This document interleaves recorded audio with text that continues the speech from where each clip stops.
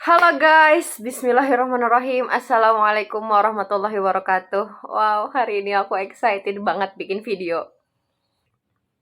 Oke teman-teman, ini sebenarnya hari ini aku mau cerita aja sih. Jadi aku mau cerita tentang pengalaman yang luar biasa di hidup aku, yang bikin aku tuh amazed banget dan wow gitu, kok bisa aku ngalamin pengalaman itu ya gitu, sampai speechless pas aku ngalamin itu.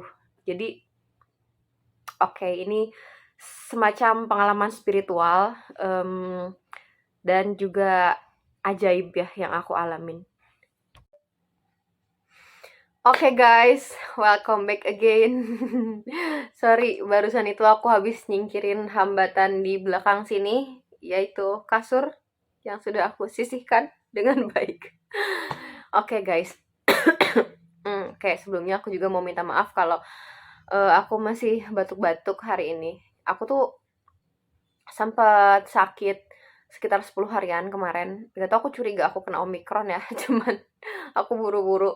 Cuman aku nggak swab, aku nggak minum yang makan yang aneh-aneh, aku cuman eh, minum apa ya namanya tuh tit gitu, obat dari apotek yang katanya itu bisa buat demam, flu dan batuk. Aku konsumsi itu, terus aku konsumsi propolis, madu, air kelapa dan lain-lain yang itu sekiranya bisa ningkatin imun gitu, bisa meredakan panas. Tapi si batuknya masih ada sih, masih paten. Ini udah mau masuk 3 minggu ya, ini batuknya masih ada gitu, 2 minggu lebih lah. Oke.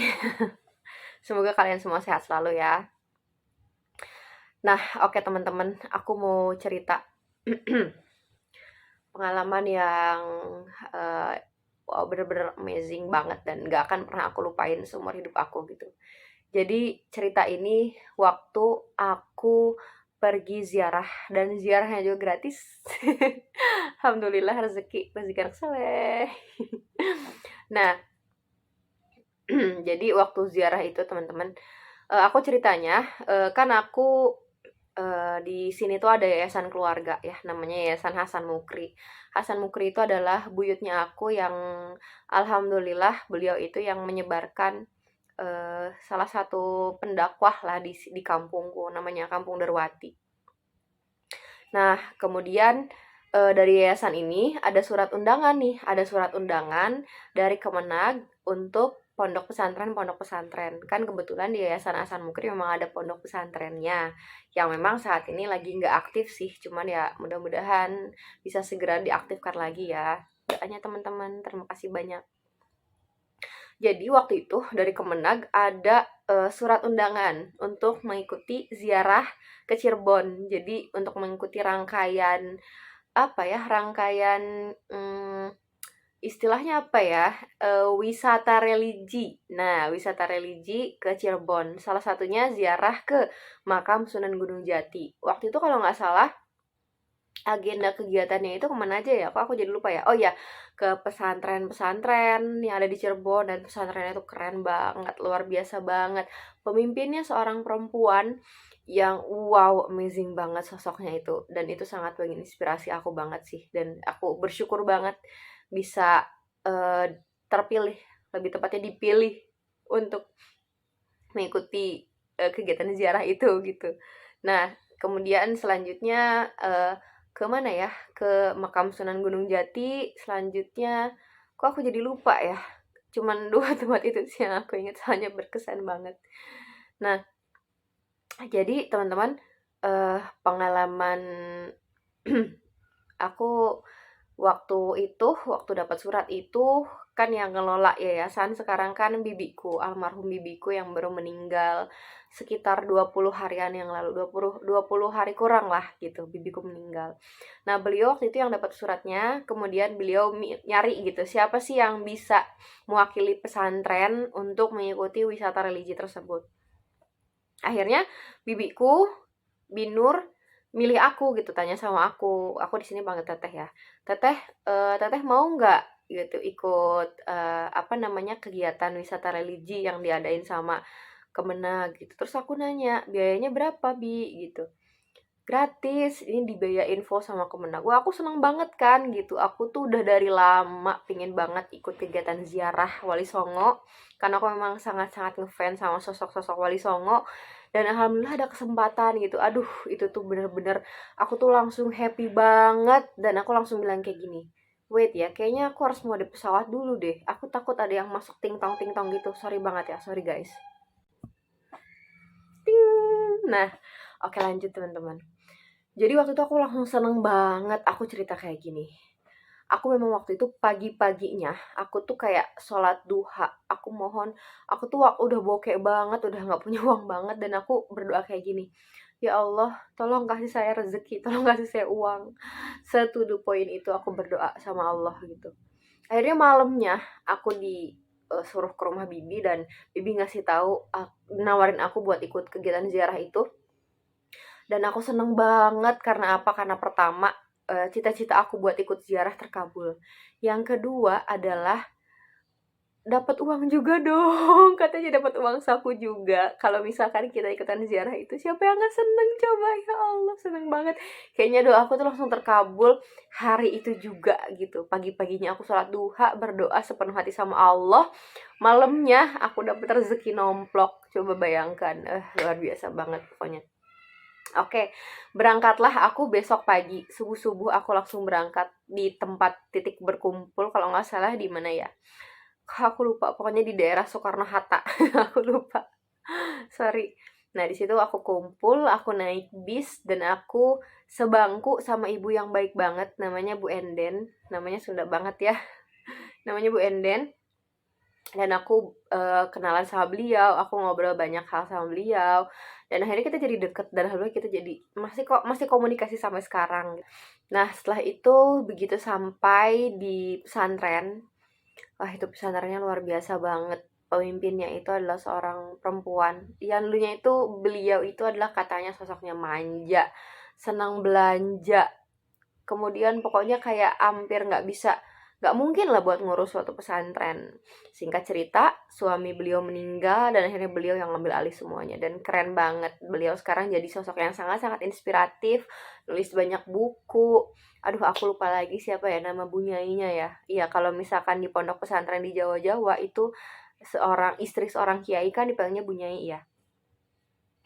Nanti aku taruh di deskripsi ya gitu namanya, nama beliau siapa, biar kalian bisa cari tahu sosok beliau, karena memang sangat-sangat menginspirasi sekali gitu. Nah, kemudian setelah dari pesantren itu, pesantren yang luar biasa ya gitu, udah banyak dikunjungi sama banyak tokoh ke pesantren itu, dan besar pesantrennya, muridnya juga banyak gitu. Kemudian sampai ribuan kalau nggak salah, berapa ya, 1000 lebih kalau nggak salah, dan itu yang mimpin seorang perempuan loh, luar biasa ya. Nah, setelah itu kami ke hotel karena udah malam, namanya Hotel Zamrud Katulistiwa. Di sana namanya juga Hotel Zamrud Katulistiwa ya, identik sama batu batu alam gitu, batu mulia. Jadi begitu kita masuk tuh kita udah disuguhi sama kita diperlihatkan batu-batu gitu. Jadi kayak ada tempat gitu dari kaca yang di situ tuh menyimpan batu-batu mulia. Tapi berlian nggak ada sih. Oke, keren, maksudnya batu-batunya keren banget gitu. Ada batu topas, batu opal, zamrud ada, sampai safir, sampai batu-batu yang aku tuh kayak baru tahu namanya, dan itu keren-keren, unik-unik gitu. Nah, kemudian aku sekamar sama Bu Enden di sana. Beliau sangat-sangat baik banget, ramah banget, sangat-sangat welcome, sangat-sangat merangkul banget gitu. Pokoknya baiklah, aku nyaman banget sekamar sama Bu Enden. Kita sekamar berdua, dan hotelnya juga nyaman banget. Aku tuh udah dari lama banget pingin nginep di hotel, dan Allah kabulin, alhamdulillah. Makasih banget, thank God. Kemudian di hotel, pokoknya selama di hotel itu aku tuh kayak udah kepengen banget buat bisa ketemu sama makam Sunan Gunung Jati gitu. Aku pengen banget berdoa di dekat makam Sunan Gunung Jati gitu. Kita bukan mengkultuskan ya teman-teman. Mungkin ada sebagian teman-teman yang berpegangan bahwa berdoa di kuburan itu gimana gitu. No, kita bukan berdoa yang gimana, atau bahkan kita memohon kepada lebih-lebih kita memohon kepada kuburan. No, itu jauh ya, nggak kayak gitu. Kenapa kita berdoa di kuburan? Maksudnya astagfirullahaladzim. Kenapa kita berdoa di dekat makam orang soleh? Karena apa? Karena ada istilah begini. Jadi di makam orang soleh itu, di makam orang yang suci terutamanya, itu vibrasi vibrasi atau gelombang gelombang pancarannya kuat. Gelombang energi positifnya itu sangat-sangat kuat, sehingga saat kita berdoa itu tuh insya Allah akan cepat sampai ke atas. Karena apa? Karena pancaran atau medan energi positifnya sangat-sangat kuat, sangat-sangat bersih. Karena itu tempatnya orang suci, di mana orang itu di mana akhirnya tervibrasi juga ke lingkungan sekitarnya gitu. Medan energinya juga jadi positif. Makanya kenapa banyak sekali orang yang mau berdoa di tempatnya orang suci, bukan berdoa kepada orang suci ya, nauzubillah min dzalik ya, tapi berdoa kepada Allah jelas di tempat yang memang medan energinya sangat-sangat besar gitu. Salah satunya di makam waliullah gitu. Seperti itu. Sorry ya, aku nggak maksud ngajarin, cuman ini sekedar sharing aja gitu. Barangkali ada teman-teman yang berbeda pandangan atau gimana. Aku sharing yang aku tahu ya, seperti itu gitu. Maaf.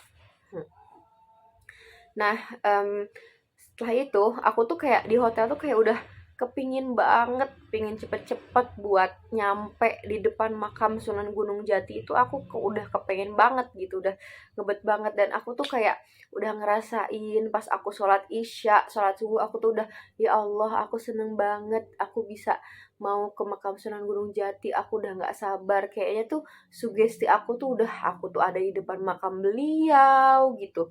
Aku bakal bakal berdoa di dekat makam beliau, ngobrol sama beliau gitu.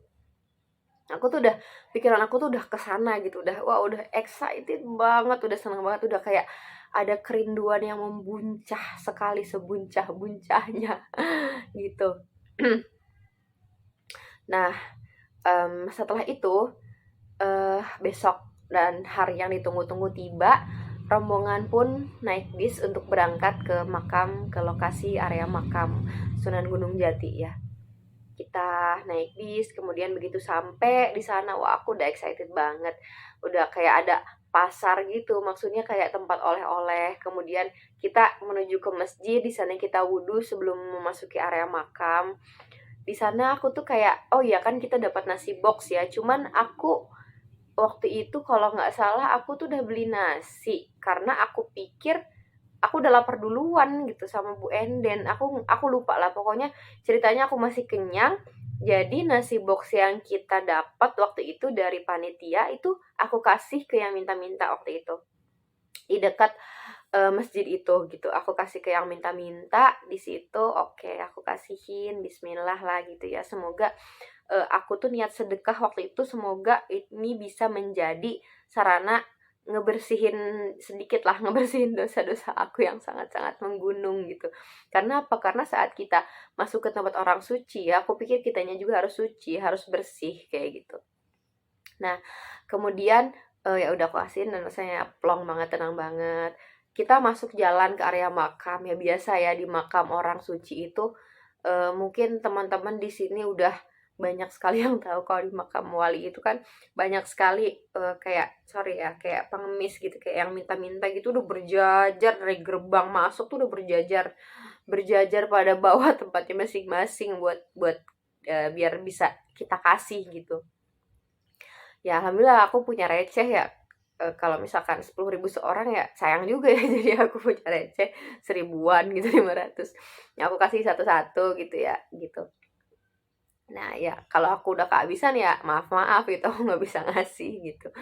Nah, akhirnya, ya udah gitu, kita jalan masuk, itu kayak dari gerbang tuh udah banyak berjejer gitu, terus masuk lagi ke gerbang yang selanjutnya, ada lagi pengemis yang berjejer gitu, banyak ya berjejer, berjejer sampai kayak anak-anak kecil, ibu-ibu, bapak-bapak, sama yang tua-tua itu ngumpul semua di situ. Kayaknya satu keluarga kayaknya diajakin. Nggak tahu deh.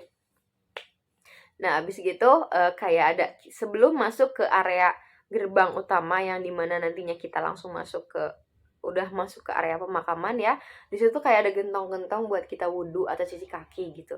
Oke, aku wudhu dan kebetulan memang sebelumnya aku wudhu gitu. Jadi aku wudhu kayak agak terakhir, jadi aku kayak agak ketinggalan rombongan. Cuman ya rombongan dari Bandung masih ada gitu. Oh iya, aku lupa memperkenalkan diri aku dari Bandung. Jadi aku rombongan Bandung. Apa namanya? Waktu itu aku wudhu terus entah kenapa kayak aku tuh kayak batal gitu ya. Aku lupa. Ya aku batal kalau nggak salah. Aku batal terus aku wudhu lagi dan itu semakin membuat aku kayak ketinggalan gitu. Tapi oke, masih kelihatan sih rombongan Bandung itu ya. Aku masih bisa ngeliat. Abis aku wudhu, aku naik kayak tangga gitu. Entah kenapa di situ kok kayak ada pengemis yang sebelumnya tuh kayak nggak ada gitu. Entah aku lupa, pokoknya aku nggak bisa memastikan. Pokoknya pengemisnya itu laki-laki berkumis tapi cara dia ngomong tuh kayak flat kayak Mbak gitu, kayak gitu. Jadi kayak wow gitu, siapa sih gitu. Nah, kayak gitu. Terus pas aku naik tangga, kayak undakan gitu, kayak ada 3 tangga sebelum masuk ke apa, area area pemakaman, kayak masih ada lapangan gitu dari paving block ya gitu. Cuman habis gitu nggak lama, nggak jauh kita langsung masuk kayak bangunan yang di situ tuh area pemakaman. Nah, pas aku naik tangga, aku kepleset, terus aku jatuh. Si bapak itu bilang dengan ekspresi yang datar yang aku tuh curiga gitu, jangan-jangan gitu. Nah, si bapaknya bilang kayak gini, Mbak, cuci kaki lagi. Gitu, dengan datarnya dong. Oke, akhirnya aku cuci kaki lagi ya, karena sendal aku sempat kebuka karena aku jatuh. Aku cuci kaki lagi, dan itu bikin aku makin ketinggalan sama rombongan Bandung yang kayaknya aku tuh paling belakang deh. Aku paling terakhir gitu dari rombongan Bandung. Nggak tau lah. Terus aku masuk, udah aku cuci kaki lagi gitu. Aku masuk, terus ya udah aku ngikutin rombongan di depan aku gitu. Aku ngikutin rombongan di depan aku. Oke, aku ngikutin terus masuk mereka ke pintu pertama gitu. Terus aku masuk lagi. Aku aku mikir, "Oh, ya udah gitu, mungkin rombongan Bandung ya di ini gitu di sini ya ini yang ada di depan aku gitu meskipun aku kok kayak nggak kenal sama mereka gitu ya siapa gitu ya mungkin ya rombongan dari bis lain kali ya kan ada 2 bis waktu itu. Nah, aku ikutin mereka masuk pintu satu, terus masuk pintu kedua, terus tiba-tiba aku denger kalau misalkan ini tuh bukan rombongan Bandung, tapi rombongan Bogor. Lah dalah, aku ketinggalan jauh ya berarti ya. Ternyata yang aku ikutin, yang bareng sama aku itu ya udah rombongan Bogor gitu, bukan rombongan Bandung. Ya udah, akhirnya aku positive thinking, oke rombongan Bandung mungkin ada di depan rombongan Bogor ini. Ya udah aku ikutin gitu. Pintu satu masuk, pintu kedua masuk. Oke, terus kayak ada orang berdoa gitu, banyak ada suara-suara kan kayak ada ruangan-ruangan gitu ya. Pintu dua masuk, terus kayak ada ruangan yang tertutup. Kayak orang lagi berdoa, lagi memanjatkan, lagi berzikir gitu la ilaha illallah apa pokoknya sangat-sangat jelas terdengar. Nah, kemudian pintu ketiga masuk gitu. Naik lagi, itu jadi kayak makin tinggi makin tinggi makin tinggi gitu. Aku mikir rombongan Bandung di mana ini gitu. Aku kok nggak nemu-nemu ini rombongan Bandung. Pintu keempat dibuka, itu pintunya kayak dari kayu gitu dibuka brak gitu. Terus kita tuh kayak disuguhin area pemakaman yang luas di situ makam semua. Aku nggak tahu itu makam tokoh atau makam siapa gitu. Pokoknya makam semua gitu ya. Kemungkinan itu makam abdi-abdi waktu itu di Kesultanan Cirebon ya, walau alam. Yang tahu komen dong di bawah. Nah, kayak gitu akhirnya masuk area makam, tapi nggak menyeramkan sama sekali gitu. Ya orang-orang yang berdoa masih ada ya, masih kedengeran, tapi kayak di ruangan mana gitu. Cuman suaranya kedengeran jelas banget. Masuk lagi pintu kelima, ya ampun ini rombongan Bandung di mana? Oke, aku mikir mungkin ya udah jauh gitu mungkin ya di atas maybe gitu yang paling puncak gitu. Aku mikir udah pintu kelima, di situ kayak ada gentong-gentong gitu buat minum. Makin lama kayak kesisih gitu, kayak rombongan yang asalnya banyak itu makin lama kayak ke tempatnya masing-masing. Di pintu ketiga ada yang berhenti sampai situ, ada yang berhenti di pintu keempat. Aku mikir kok aku nggak nemu-nemu Bu Enden dan lain-lain gitu. Aku mikir maybe rombongan Bandung itu udah ada di yang paling atas ya. Aku mikir waktu itu ya. Nah, oke. Habis gitu aku masuk pintu kelima, buka lagi, naik tangga lagi, pintu keenam, buka lagi. Kok habis gitu masuk lagi udah pintu keenam, masuk pintu ketujuh, yang paling atas, yang paling tinggi. Ada makam-makam gitu kan. Nah, jadi masuk pintu ketujuh, brak, dibuka, ada pintu lagi. Kalau nggak salah ya, pokoknya ada pintu lagi yang paling puncak, itu udah yang paling puncak, udah yang paling tinggi, jadi kayak nanjak terus gitu tempatnya. Nah, dibuka sebelum ke pintu ketujuh itu aku kayak ikut berdoa ke samping sama rombongan Bogor. Jadi di samping itu kayak ada makam yang ternyata itu tuh makam istri Sunan Gunung Jati kalau nggak salah di samping itu. Pokoknya di samping bangunan yang tertutup gitu. Jadi kayak ada bangunan tertutup sendiri yang paling puncak gitu, masih ditutup. Aku ikut berdoa samping yang dimana si makamnya itu kayak ditutup sama kain putih yang agak-agak transparan gitu. Nah, terus abis gitu udah aku beres berdoa, mendoakan sosok di sana, mendoakan tokoh sosok lagi, mendoakan tokoh di sana. Terus abis gitu aku ikut masuk rombongan, dibukakanlah sama penjaganya ya, sama si pawangnya gitu, dibukakan si pintu itu, brak gitu, pas dibuka. Aduh, oh my god, aku kecewa banget. Ternyata rombongan Bandung gak ada di sana, guys. Rombongan Bandung di mana? Tapi meskipun aku kecewa rombongan Bandung gak ada di sana, aku seneng banget karena di hadapan aku area makam yang luas banget, yang banyak banget makam-makam dengan berbagai ukuran. Ada makam-makam yang kecil-kecil sebelah sini gitu, kemudian sebelah sininya ada makam-makam yang besar, dan di pojok sana ada makam yang paling beda sendiri, paling megah sendiri. Megahnya itu makamnya itu ditutup sama kain hijau yang tulisannya itu la ilaha illallah Muhammadur Rasulullah. Terus apa gitu, ditulis apa, pokoknya ada lafaz kaligrafinya. Dan aku yakin itulah makam Sunan Gunung Jati. Ya. Nah, kemudian pas aku masuk area makam, entah kenapa kayak beda banget teman-teman, suasananya tuh kayak wow, amazing banget gitu, kayak susah digambarkan, kayak kayak apa ya? Kayak masuk ke suatu tempat yang bikin kita speechless, dan memang se-speechless itu gitu, bikin pokoknya bener-bener adem. Jadi sebelumnya tuh hati aku tuh kayak bergerenjul, bergerenjul, kayak bergejolak, kayak nggak tenang lah, kayak apa ya, kayak banyak hal yang nggak menyenangkan, tidak mengenakan hati gitu. Nah, kayak banyak hal yang nggak enak di hati aku tuh, kayak banyak bikin sumpek. Nah ya, kayak banyak hal yang bikin sumpek pas masuk ke sana, ke area makam. Kayak luntur si sumpek itu, kayak kayak lepas itu, nyes gitu, kayak adem gitu, sesejuk itu dong teman-teman, nyes gitu, bener-bener nyes. Oke, aku jalan jalan jalan, dan sama sekali nggak nyeremin di area pemakaman itu, sama sekali nggak nyeremin. Aku langsung menuju ke pojok, ke makam Sunan Gunung Jati. Nah, abis gitu aku mikir, aku nyadar diri lah ya, aku rombongan mana gitu. Rombongan Bandung nggak ada di sana. Akhirnya rombongan Bogor yang udah numplak di situ. Jadi ini kayak makamnya kotak gitu, ketutupan, ada kain ijonya ya. Nah, terus abis gitu kain ijo tapi terbuka gitu, cuman atasnya doang yang ketutup, atasnya doang, atas. Jadi kayak turun sedikit, terus ini tuh kayak pagar, kayak tiang-tiang, terus kayak pagar-pagar-pagar, dan langsung makamnya kelihatan. Bahkan kita bisa megang nisan beliau gitu. Ya Allah, seneng banget. Seneng banget sumpah. Tapi oke, rombongan Bogor duduk mengitari makam itu. Karena aku nyadar diri aku siapa, jadi aku ngambil posisi paling belakang. Aku takut aku ketahuan aku bukan rombongan Bogor dong. Nah, aku ngambil posisi paling belakang waktu itu. Terus aku ikut baca doa, aku ikut zikir di situ, aku ikut tawasul, kirim Al-Fatihah untuk beliau, untuk Sunan Gunung Jati, untuk Rasulullah. Pokoknya aku tawasul, aku kirim Al-Fatihah ke tokoh-tokoh dari mulai Rasulullah, kemudian Syekh Abdul Qadir Jailani kalau nggak salah, kemudian Sunan Gunung Jati, sampai ke tokoh-tokoh saudara-saudaraku yang sudah meninggal gitu. Aku doakan. Kemudian aku kayak ngobrol gitu sama Sunan dari jauh gitu. Sunan gitu.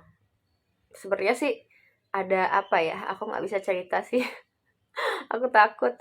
Sebenarnya ada something, bisa dibilang apa ya? Relasi. Apa ya? Aduh, bilang jangan ya. Bilang jangan. Jadi mmm, aduh aku takut.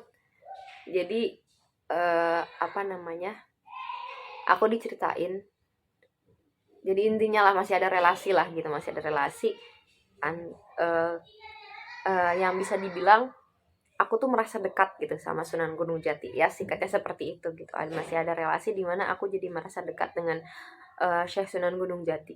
Tadi aku ngobrol, aku ngomong, aku bicara, ngomong, "Sunan, maafin saya nakal," gitu. Aku kayak curhat aja, kayak ngomong, soalnya aku bingung banget, aku udah kehabisan doa.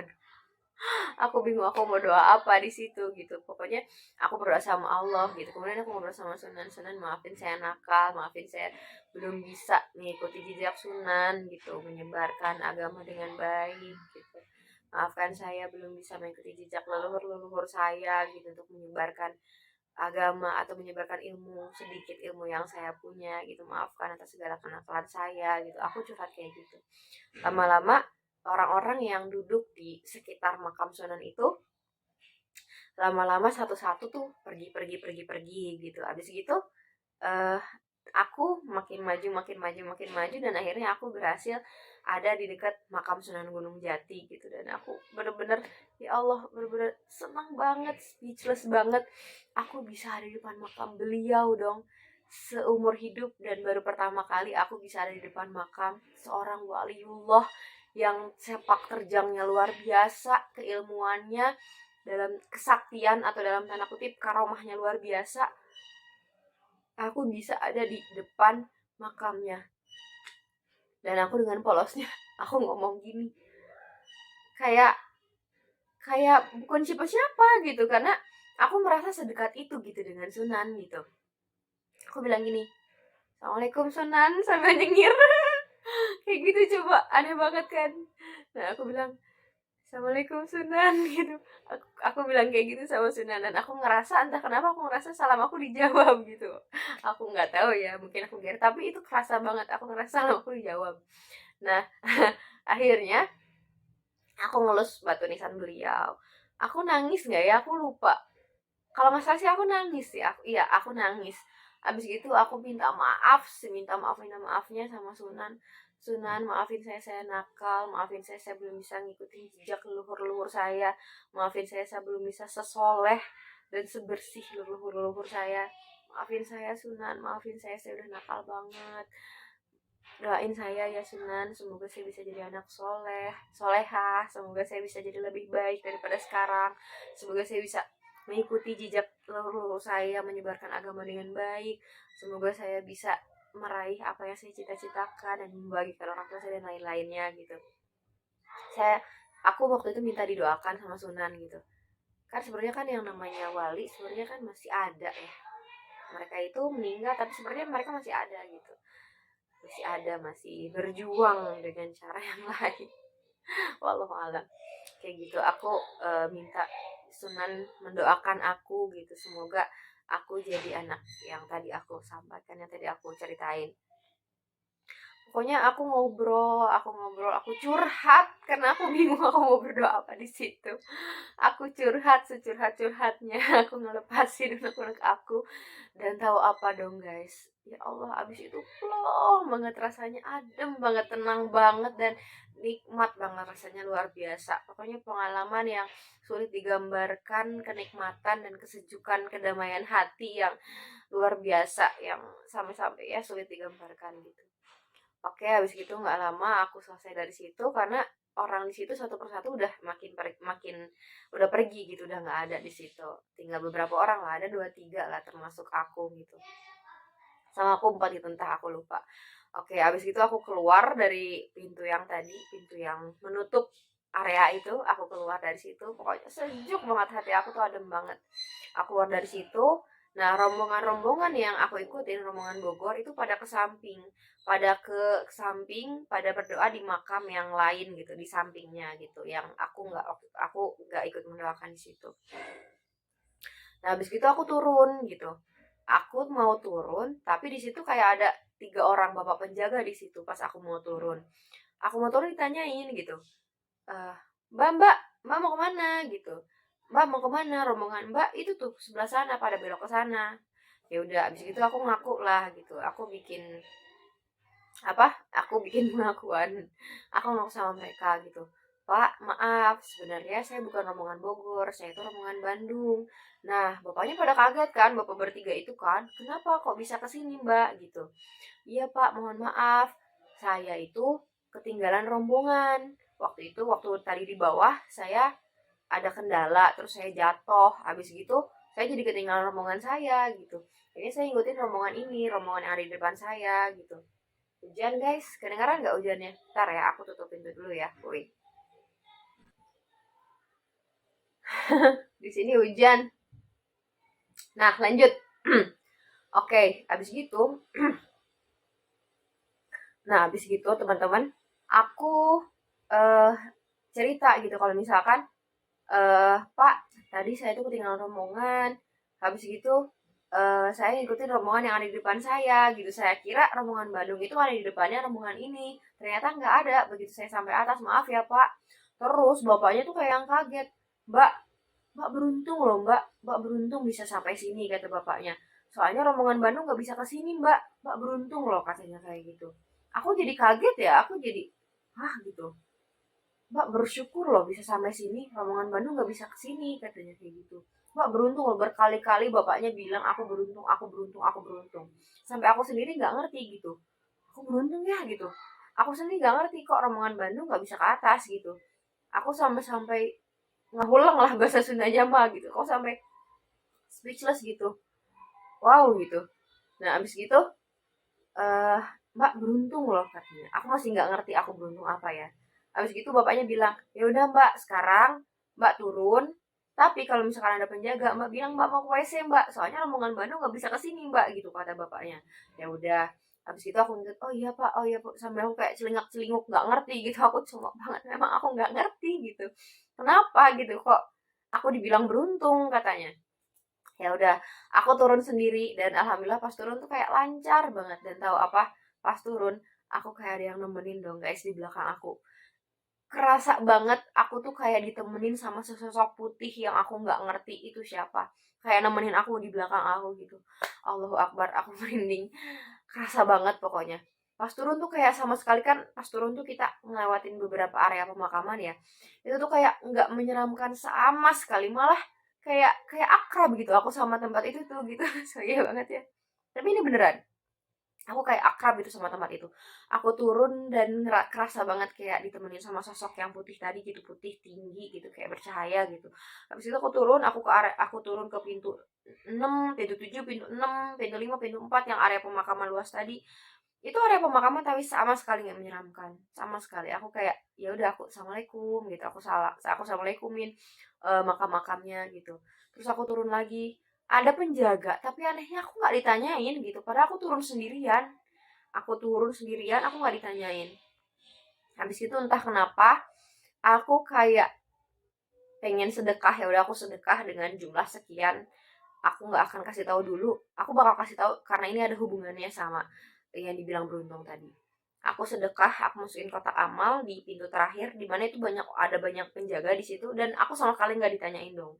Habis itu aku keluar pintu terakhir, pintu satu, dan ini yang bikin aku speechlessnya guys. Yang bikin aku amaze-nya adalah begitu aku keluar dari pintu ke satu, aku langsung ketemu lagi sama rombonganku, rombongan Bandung. Allahu Akbar. Aku keluar dari pintu satu, berak, aku buka pintunya. Rombongan Bandung langsung ada di samping. Berombongan, serombongan. Aku keluar, rombongan Bandung ada dari samping. Set gitu, dari samping kanan gitu. Ya Allah. Aku langsung kayak, Allahu Akbar. Aku langsung merinding sendiri. Aku langsung speechless. Allahu Akbar. Kok bisa gitu? Aku langsung ketemu lagi gitu sama rombongan Bandung. Dari situ aku udah gak bisa mikir, aku kayak ya Allah, aku sepanjang jalan tuh pokoknya ya Allah aja gitu karena kok wow gitu. Bener-bener gitu. Ya Allah, bener-bener luar biasa apa yang aku alamin. Ya udah aku masih kayak speechless, aku nggak bisa ngomong, aku speechless.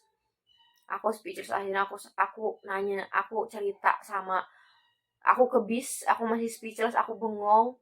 Aku cerita sama orang seberang aku karena Bu Enden belum datang, belum ketemu sama aku. Terus abis itu Bu Enden datang, aku langsung cerita sama Bu Enden. Bu Enden juga jadi ikut amazed dong sama cerita aku guys. Pokoknya Bu Eden juga ikut amazed ya sama cerita aku ya. Terus Bu Eden cerita, "Neng," kata Bu Eden itu, "tahu nggak, kita rombongan Bandung memang nggak bisa ke atas. Dan biar bisa ke atas itu harus bayar lagi," katanya. "Rombongan Bandung itu tadi kita beloknya ke kiri.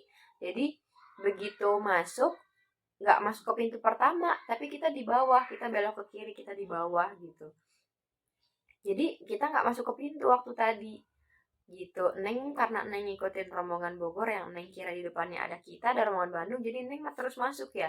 Sebenarnya enggak Neng, katanya rombongan Bandung kalau misalkan mau ikut ke atas harus bayar lagi. Bayarnya berapa? Bayarnya 100.000 rupiah, kata Bu Enden. Dan tahu apa teman-teman, aku sama sekali nggak ada maksud sombong ya. Dan entah kenapa feeling pas aku turun tadi yang masih di sebelum aku keluar dari pintu terakhir, aku tuh kayak feeling aku pengen sedekah 100.000 gitu. Aku pengen sedekah 100.000, nggak tahu kenapa aku sedekah 100.000, aku masukin ke situ. Dan Masya Allah, aku berhasil masuk dengan legal ya, karena aku bayar gitu, kayak gitu. Jadi luar biasa lah pokoknya. Ya Allah, aku bener-bener kayak wow gitu. Kayak Bu Enden juga bilang kayak gini, "Neng beruntung banget ya," katanya, "bisa masuk sana," gitu. Kayak gitu, "Beruntung banget ya Neng," gitu. Aku juga masih speechless gitu, begitu udah aku cerita sama beberapa orang, sama 3 orang kalau aku masih speechless sendiri. Ya Allah, kok bisa, kok bisa, kok bisa gitu. Dan apa dimulainya dari aku jatuh tadi. Dari aku jatuh ya, dari aku tadi batal wudhu, aku wudhu terus batal, terus aku wudhu lagi, terus aku jatuh. Itu kayak cara Allah bikin aku bisa ketemu sama Sunan Gunung Jati gitu. Sosok yang udah dari lama aku rindukan. Udah dari hotel aku tuh udah ngebayangin aku ada depan makam beliau, aku berdoa dekat makam beliau gitu. Dan aku bisa sampai ke sana dengan mudahnya gitu. Ya Allah, luar biasa banget guys. Pokoknya wow gitu. Ini amazing banget. Pertama pasti kekuatan doa ya. Yang kedua, aku mau bilang ini ada hubungannya sama the power of mind. Jadi pikiran kita, teman-teman, sugesti kita itu kuat banget. Apalagi kalau misalkan kitanya yakin, bener-bener kerentak di hati kita, kalau kita pengen ke situ, kita bakal pengen ke situ. Jadi saat kita bermimpi, selain otak kita membayangkan, hati kita juga harus memancarkan medan keinginan yang kuat kalau misalkan kita bakal sampai ke sana. Karena itu nanti alam akan meresonansinya, akan menjawabnya. Cobain deh. Oke teman-teman, segitu dulu cerita aku. Makasih banyak yang udah nyimak. Kalau kalian mau share kisah keajaiban kalian, silahkan komen di bawah. Kalau kalian mau share ilmu-ilmu atau kalau misalkan aku ada kesalahan, silahkan kalian komen di bawah. Sekali lagi, makasih banyak udah nyimak cerita aku. Dan dadah, sampai jumpa di cerita selanjutnya. Assalamualaikum warahmatullahi wabarakatuh.